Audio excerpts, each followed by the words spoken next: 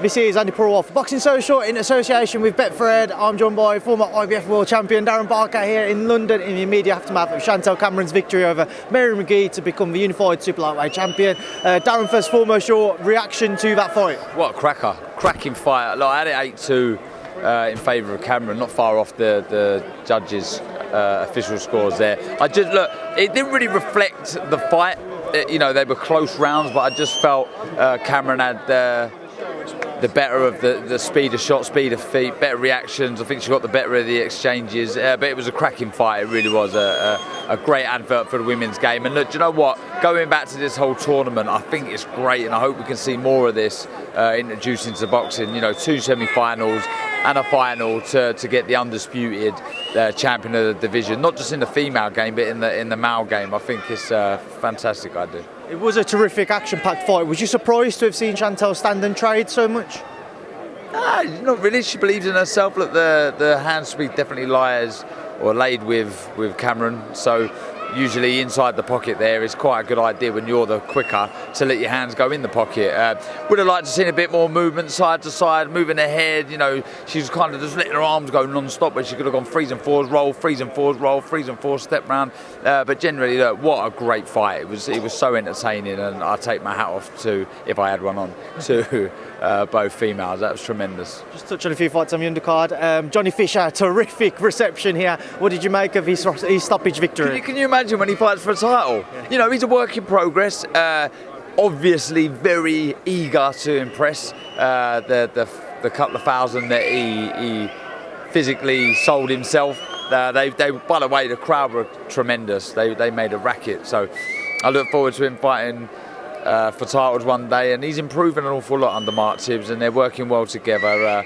22 years old. He's a mountain. It's incredible. Alan Babbage, Eric Molina's dropped him 5 seconds into the first round, and he was only going to go one way from there. But a very disappointing reaction online to kind of Eric Molina's part to play in that fight. He swallowed it, didn't he, at the end? But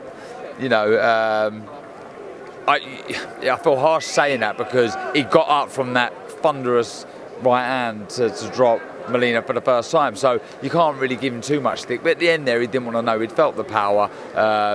He's an ageing fighter and man, and those sort of fights when you're getting older are horrible. So he's taken his way out. He did swallow it, but the Alan Babbage, the savage journey continues.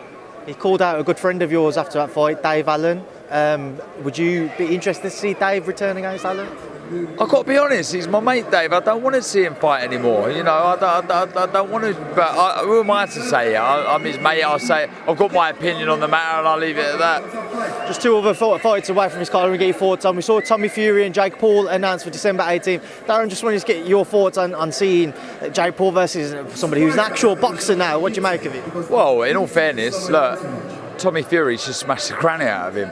Like, he's a big draw, Jake Paul, and do you know what? He's not that bad. He's not, he can fight. But Tommy Fury, he's been around a fighting family. He's been around the fight game his whole life. He's got a better understanding of the sport than Jake Paul. So look, I believe it will be action-packed. I think Jake Paul's going to get to the centre ring and try and let big shots go. But I think the class from Tommy Fury should tell, when he should get an extra 500 quid and not worry about changing his name, in my opinion. 500 quid, or it was 500 grand? Oh, 500 grand, sorry. 500 quid. 500 quid, yeah. Final one, Darren, next weekend. Canelo Plant, just your final thoughts.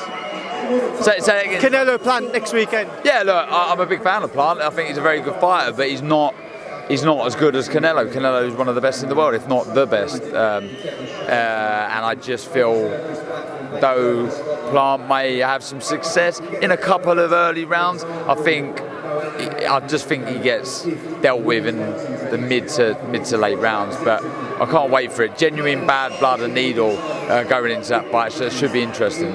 No, I appreciate your time. I'll leave you to enjoy the rest of your night. Thank you.